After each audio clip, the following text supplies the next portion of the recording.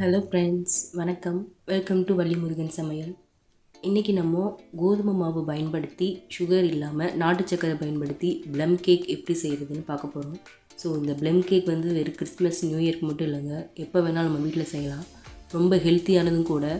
நம்ம கடையில் வாங்குகிற ப்ளம் கேக் விட நம்ம வீட்லேயே கோதுமை மாவு நாட்டு சக்கரை வச்சு செய்கிறது ரொம்ப ஈஸி. ஸோ இந்த ப்ளம் கேக் இப்போ எப்படி செய்கிறதுன்னு நம்ம இப்போ பார்க்கலாம் வாங்க.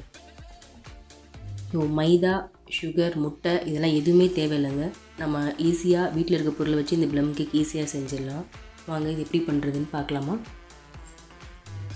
இந்த ப்ளம் கேக் பண்ணுறதுக்கு ஒரு கடாயில் நான் சுகரை கேரமல் பண்ணணும். அதற்காக ஒரு 50 கிராம் மட்டும் சுகர் எடுத்திருக்கேன். இந்த 50 கிராம் சுகரை நம்ம வெறும் வானலியில் வெறும் எந்த தண்ணியும் மிக்ஸ் பண்ணாமல் அப்படியே நம்ம விட்டோன்னா அதுவே கொஞ்சம் மெல்ட் ஆகி கேரமல் ஆகும். அதுக்காக நீங்கள் எந்த தண்ணி விடக்கூடாது. ஸோ அதுவாகவே மெல்ட் ஆகி கேரமல் ஆகி ஒரு தேன் கலரில் நம்மளுக்கு இந்த சுகர் மாறும். அது வரைக்கும் நம்ம வெயிட் பண்ணணும்.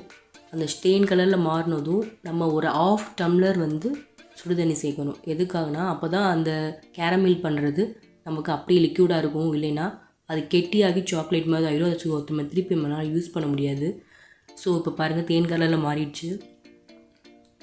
நான் ஒரு 1/4 கிளாஸ் சுடுதண்ணி ஊற்றிருக்கேன். அப்படியே மிக்ஸ் பண்ணிகிட்டே இருந்தீங்க. பார்த்தீங்கன்னா இப்போயே லைட்டாக கெட்டி ஆயிடுச்சு. ஸோ ஒன்றும் நோ ப்ராப்ளம். நீங்கள் அப்படியே இந்த சூட்லேயே நல்லா கிண்டிகிட்டே இருந்தீங்கன்னா அதுவாகவே நல்லா மெல்ட் ஆகிடும். பாருங்கள், அப்படியே நல்லா கிண்டிக்கிட்டே இருந்தீங்கன்னா அது அந்த கெட்டியான அந்த சுகரும் அதுவும் மெல்ட் ஆகி ஸோ நம்மளுக்கு கேரமல் ரொம்ப சூப்பராக ரெடி ஆகிடும். ஸோ இந்த கேரமலை ஒரு பவுலில் திருப்பி நீங்கள் மாற்றி வச்சுக்கோங்க.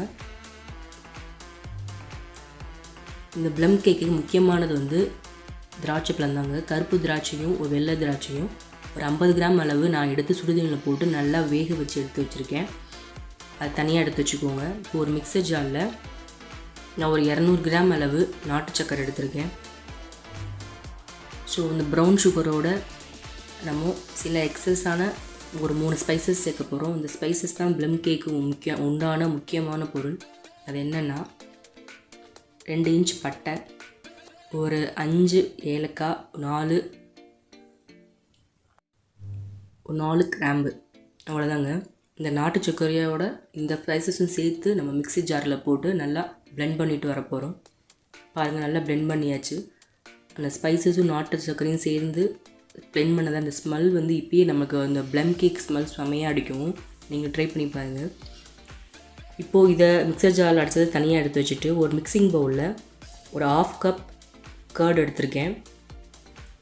1/2 கப் கர்ட் எந்த கப்பில் அளந்தீங்களோ அதே 1/2 கப்பில் நம்ம ஆயில் சேர்க்கணும்.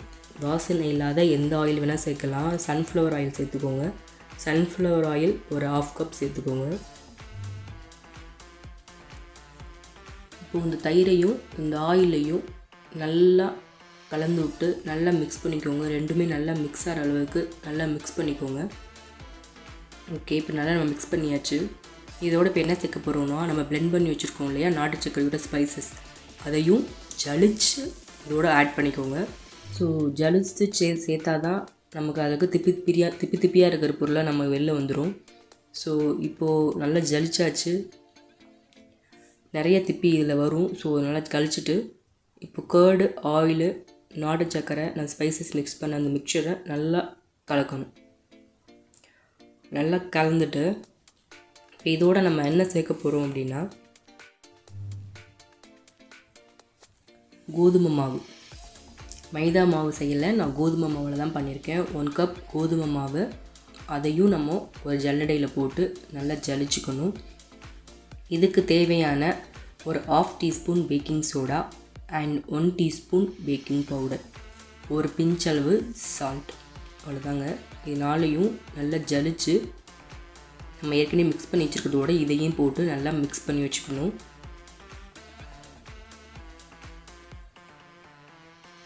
ஸோ இந்த ப்ளம் கேக் பண்ணுறது ரொம்ப ஈஸிங்க. கடையில் நீங்கள் வாங்குறத விட வீட்டில் பண்ணுறது ரொம்ப சுலபம், ரொம்ப சத்துள்ளதும் கூட. இப்போ நம்ம மிக்ஸ் பண்ணியிருக்கிற எல்லா பொருளையும் நல்லா மிக்ஸ் பண்ணிவிட்டு அதோடு என்ன சேர்க்க போகிறோன்னா நம்ம ஆல்ரெடி வேக வச்சு வச்சுருக்கோம் இல்லையா பிளாக் அண்ட் ஒயிட் ரைசன்ஸ், திராட்சை, இது வந்து அதையும் இதோடு சேர்த்து நல்லா மிக்ஸ் பண்ணிக்கோங்க. உங்கள்கிட்ட என்ன ட்ரை ஃப்ரூட்ஸ் இருக்கோ அதை ஆட் பண்ணிக்கோங்க. இதுதான் வேணும் அப்படின்னு நான் சொல்லலை. உங்கள் வீட்டில் என்ன இருக்கோ அதை ஆட் பண்ணிக்கோங்க.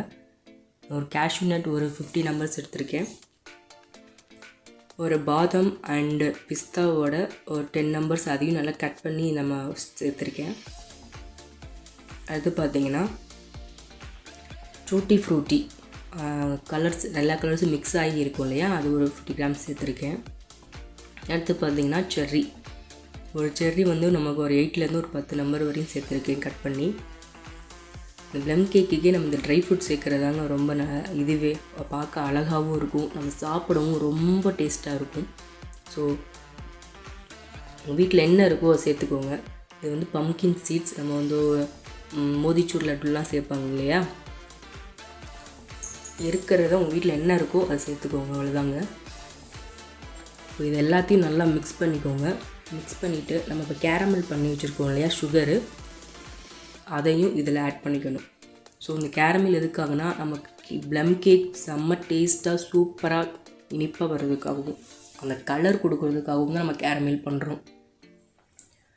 ஸோ இப்போ நல்லா மிக்ஸ் பண்ணிக்கோங்க. ஸோ இதை கிண்டுறதுல தாங்க கேக் செய்கிறதே. ஒரே டைரெக்ஷனில் நம்ம எப்போவுமே கேக் கிண்டும் போது உங்களுக்கு கெட்டியாக இருக்குதுன்னு நினச்சிங்கன்னா ஒரு 50 ml நான் பால் சேர்த்துருக்கேன். நீங்களும் 50 ml கெட்டியாக இருக்குதுன்னு நினச்சிங்கன்னா 50 ml சேர்த்துக்கோங்க. காய்ச்சாத பால் வேணால் சேர்த்துக்கலாம், ஒன்றும் ப்ராப்ளம் இல்லை. கிளாக் வைஸ் டைரெக்ஷன்லேயே சுற்றணும். கிளாக் வைஸ் ஆன்டி கிளாக்ஸ் மாற்றி மாற்றி வந்து நம்ம எப்போவுமே கேக்கை நம்ம சுற்றக்கூடாது. ஒரே சைடே கிண்டி நடுவில் ஒரு கட்டு, கிண்டி நடுவில் ஒரு கட்டு, அந்த மாதிரி பண்ணணும் கேக் எப்பவுமே. அப்போ தான் நாங்கள் நல்லா ப்ளஃபியாக கேக் நல்லா உப்பி வரும் நம்மளுக்கு.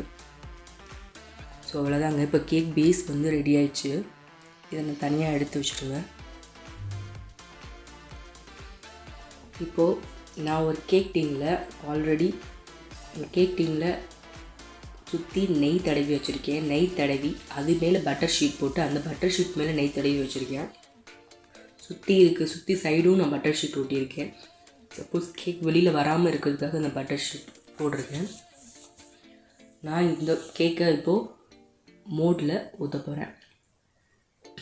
நல்லா கேக் மோடில் நம்ம மிக்ஸ் பண்ணி வச்சுருக்கிற கேக் பேஸை இதில் போட்டுருங்க. போட்டு நல்லா டேப் பண்ணுங்கள். அப்போ தான் நமக்கு ஏர் பபிள்ஸ் இல்லாமல் இருக்கும். இல்லைன்னா உள்ளே நல்லா அங்கங்கே வேகாமல் வரும். ஸோ நல்லா நம்ம எல்லா சைடும் தட்டி விடணும்.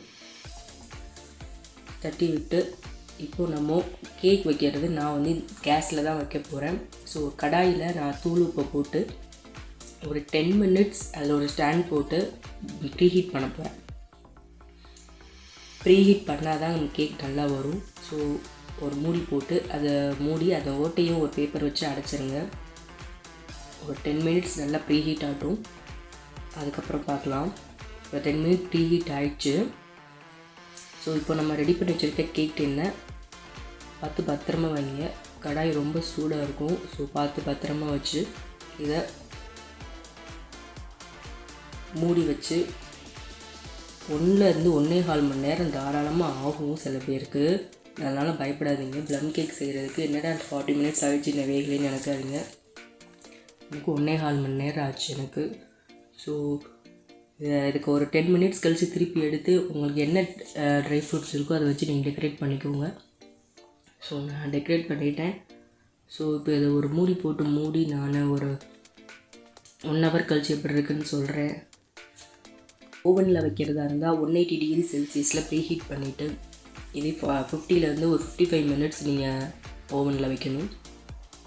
இப்போ ஒரு 30 minutes ஆயிடுச்சு. கேக் நல்லா உப்பி வந்திருக்கு. பட் நடுவில்லாம் வேகலை, பார்த்தாலே நமக்கு தெரியுது. ஸோ இன்னும் வேகணும். இன்னும் ஒரு 3 minutes கழிச்சு காட்டுறேன். ஓகே, இப்போ நல்லா ஒரு 1 hour 10 minutes ஆகிடுச்சு எனக்கு வேகிறதுக்கு. ஸோ பார்த்திங்கன்னா கேக் நல்லா ஒட்டலை, சூப்பராக ரெடி ஆகிடுச்சு. இதை ஒரு ட்ரேயில் மாற்றிட்டு நம்ம ஆற வைக்கணும். ஸோ ஓகே, நான் ஒரு ட்ரேயில் மாற்றிட்டேன். ஆறுனதுக்கப்புறம் தான் இதை எடுக்கணும், அதுக்கு முன்னாடி எடுக்காதீங்க. இப்போ நல்லா நான் ஒரு 15 minutes ஆற வச்சுட்டு அதுக்கப்புறம் எடுக்கிறேன். இப்போ நான் சைடில் ஒட்டியிருக்க இந்த பட்டர் ஷீட்லாம் எடுத்துடுறேன். கேக் செம்ம சூப்பராக ரெடியாக இருக்குங்க. அதுவும் வீட்டில் நம்ம செஞ்சு சாப்பிட்றது அதோட சந்தோஷம் வேறு எதுவுமே இல்லை. ஸோ செம்மையாக அந்த ப்ளம் கேக் ரெடியாக இருக்குது.